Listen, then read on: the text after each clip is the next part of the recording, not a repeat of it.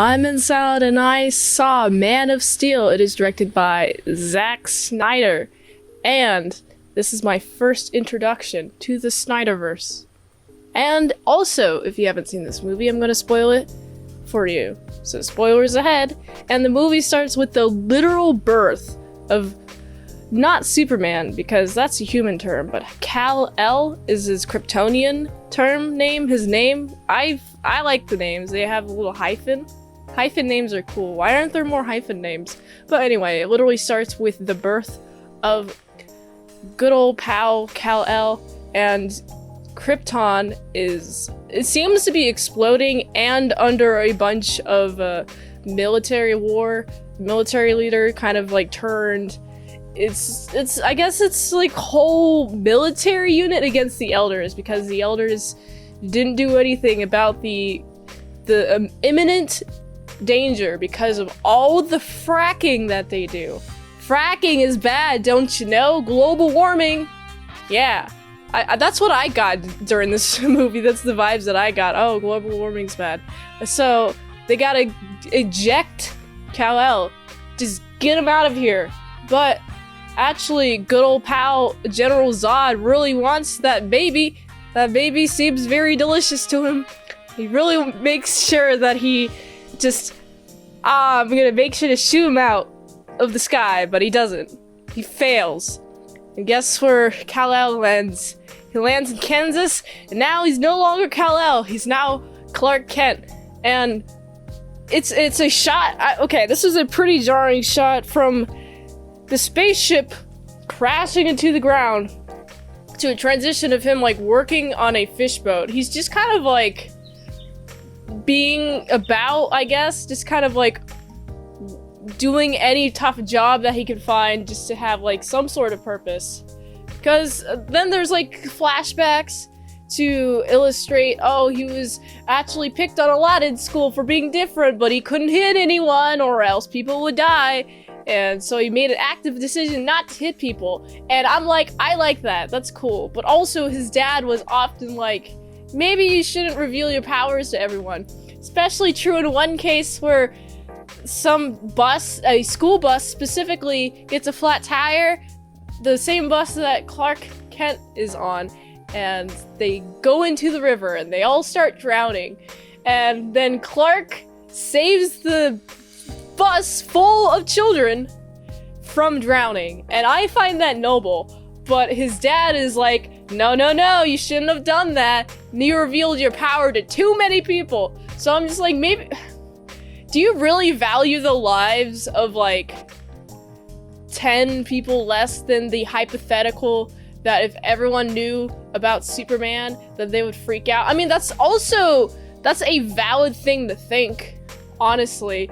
But personally, I would have saved the kids, even if it really made me public, to the public eye, as I would describe it. So, you know, we get a couple more flashbacks along with the Lois Lane just trying to like sneak about. Oh, there's this sighting of this mysterious man. I'm gonna get some information on him. Also, I should talk about, before I get on to Lois Lane, kind of tie the threads up with Superman. Also another flashback, by the way. Flashback to there's just this big tornado right after they have a big old argument. Clark is very emo at this point, and I'm like, Clark, you should probably not be so emo, just in case your loved ones die the next day, or possibly even 30 minutes after you talked to them last. And he just stands there just watching him die from a twister, and he could have saved him, but his dad was like, no, just let me die. And I'm just like, but he could have easily saved you. And with all the twistering about, there's no chance anyone would actually be looking your direction, because holy hot diggity dang, there's a big old twister with a whole lot of debris in it. And it's destroying everything. And now Martha, which is, by the way, Clark's mom, is totally out of a father now. He's fatherless. It makes me sad. And because of that, that's why he starts doing all these random jobs. That's where we're at in the story. And he goes to Antarctica specifically because They got a bunch of science research facilities there. They discovered an object that's buried in the ice that's like 18,000 years old or something. And I'm just like, whoa, what could it be? Very spooky. Let's have Superman just go investigate it. Yeah, let's have him do that. And so he does. Also, speaking of Lois joins. Lois Lane. Lois joins to get very investigative, reportive, journaling action going on, which is, you know, it's always fun. Until you accidentally trigger the spaceship's security system and you almost get tentacle whipped. But then, guess who's there? Clark Kent is there to take that device, that strange device, and just like smash it. Keep smashing till it doesn't work anymore. And then, oh, let's, hello, Lois Lane. You know my identity, but now I must go. And I'm gonna take this plane, the spaceship with me, and you're not allowed to be on the spaceship with me. You're gonna be left on the ice. That's so cold. Clark, you get the ice pun I did there? Cold. And he just takes it to the North Pole, which is the Arctic. Not the Antarctic, the Arctic, where there's a polar bear. It's beautiful. And I'm just like, oh, you just took it to another pole where like no one's doing any research? Okay. And now you have the Fortress of Solitude, and guess who's there? Jor-El tells him all about the stories of the Kryptons, the Kryptonians, like how their planet got wiped out because all the oil fracking, and also just his kind of like the peak perks of what his abilities are now that he's on Earth, and you got the yellow sun giving him all the juicy energy that a Kryptonian would need in order to get super strength and all his other fancy abilities.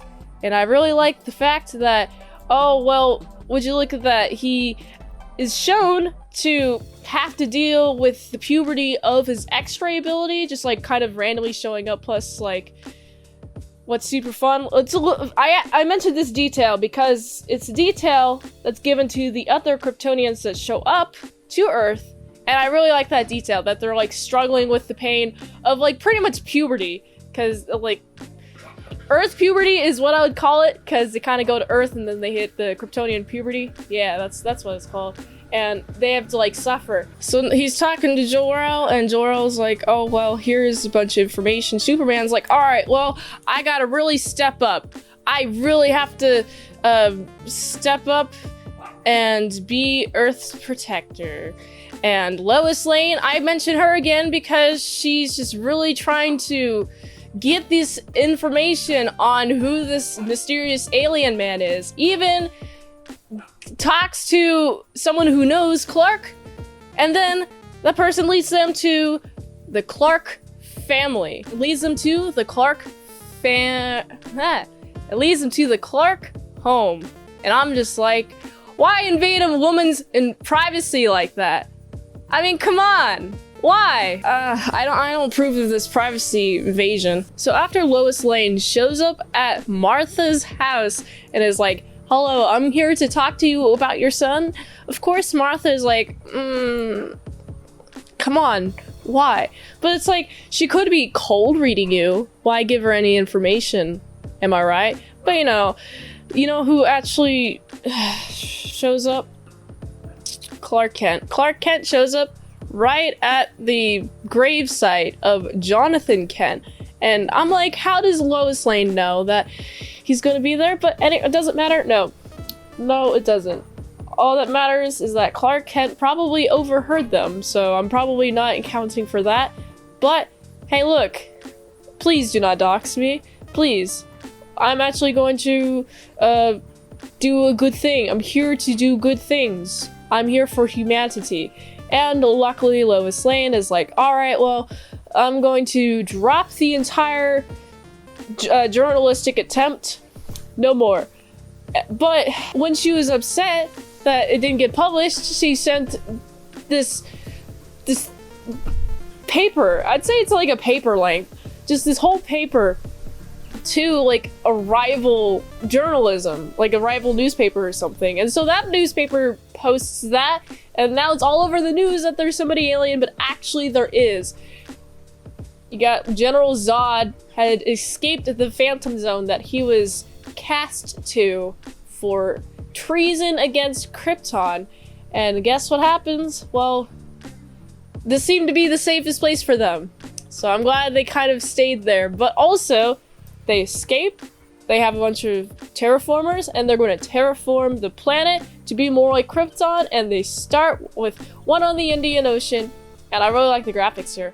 As they like plop down into the ocean and then onto Metropolis, and then bam, just like a bunch of gravity, everything's just being terraformed, all the buildings just like collapsing, and Superman is in a fight with General Zod like twice in a row. First, it's just like somewhere in like Kansas, and a bunch of just all of the infrastructure around it.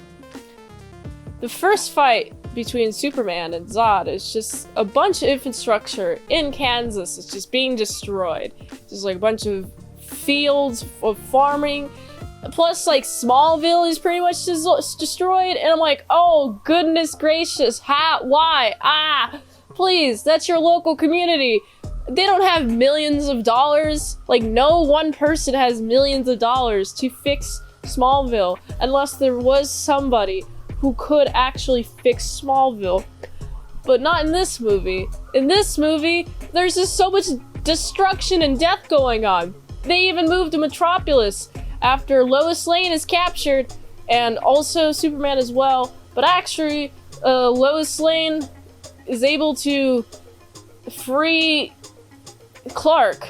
She was able to get on the ship somehow, and is escorted by the hologram. Okay. This part, I'm like, okay, cool. I'm okay with the hologram being like the dad, but the hologram being sentient how is that not like a person?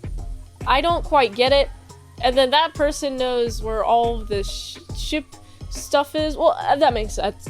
That does make sense because this is a hologram that's on a ship, and oh goodness gracious, just okay. This is pretty much just whack. I'd say this is pretty whack, but what's not whack? So Lois Lane is escorted on this ship to save Clark by the hologram that looks like Jor-El, and I'm just like, I'm okay with the hologram looking like Jor-El, but is the hologram sentient enough to be able to determine what the situation is, need Lois's help, and then help Clark escape?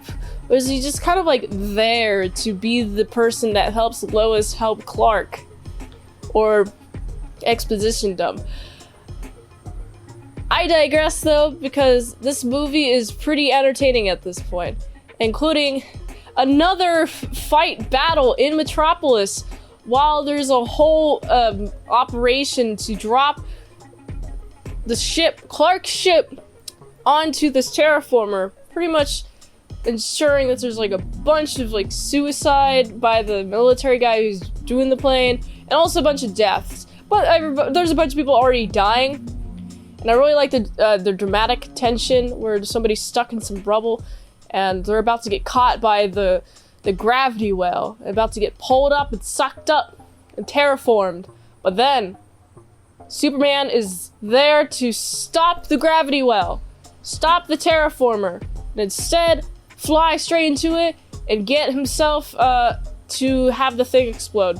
And it's pretty rad. It's honestly awesome. And there's even like more battle between him and General Zod, and it's just flying through buildings, flying through convenience stores, just flying through all the things that could be flown through. It's flying straight through them, and it ends in a train station where, oh, good old pal Zod is like, I'm going to use my newfound eye laser abilities to kill this family of 4, but not before I can stop it. says Clark and he snaps his neck, and then he's like distraught over it. I like how he is distraught over it. There's a whole epic battle where he's like trying not to kill the guy, but the other guy is trying to kill you.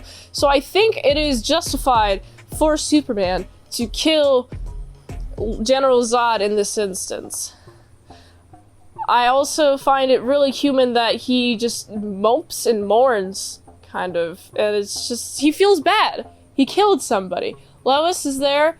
She doesn't really say anything to him, but Lois is there just to give him like an affirmative look, like, yeah, okay, good job, you saved humanity. And humanity likes to call him Superman, and he talks to the government now, and the government's like, hey, you shouldn't be running around without our supervision. He's like, I won't run around without supervision under the only, and I want to be a free bird. Only under these circumstances that I won't go against y'all. But I will help y'all whenever y'all need help. That's the dealio. And then he gets a job at the Daily Planet where Lois Lane works. And I find that to be a very funny, sweet, cheeky ending. And that's how the movie ends. I have a lot of opinions on the special effects, including that they are good. They are very good. I really like the monster designs, the weird, like, I'd say it's like dragonfly-esque wings that the creatures that are flying around on Krypton are, and they're pretty cool. I really like the tech that Krypton has. I like the whole world building of Krypton. And then the rest of the movie was spent on Earth, either on ice or in fields or in the city. So I found it to be very quaint, especially the amount of lens flare. I did notice an obscene amount of lens flare. It was too noticeable for me not to mention. It was just lens flare every light source, and I find that to be hilarious. Even like the end credit where like Man of Steel is on title, there's a lens flare on the M and the S. There's so much lens flare in this movie.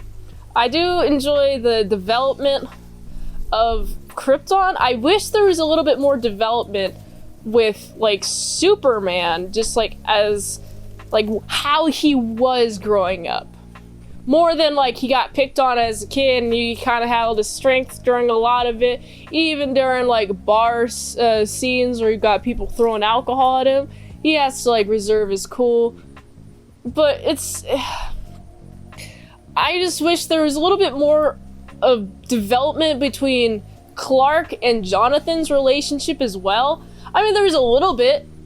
I just wish there was like more, like maybe them playing catch before he died, so it's like it hits me harder. But it still hit me hard, and I hope that Martha stays safe and Clark does too. And because this movie is actually very entertaining, I gotta give this movie a solid 7 out of 10.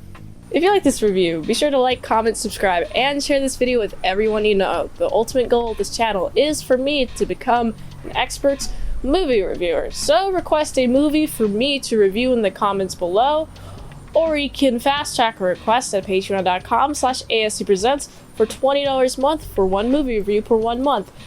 If I haven't reviewed it on the channel, there's a chance I haven't even seen it.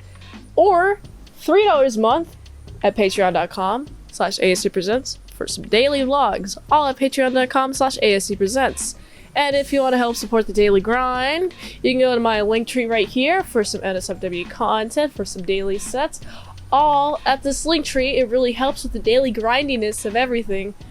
And until next time, I've been Salad Sauce. See you later. My salad includes on some bacon bits.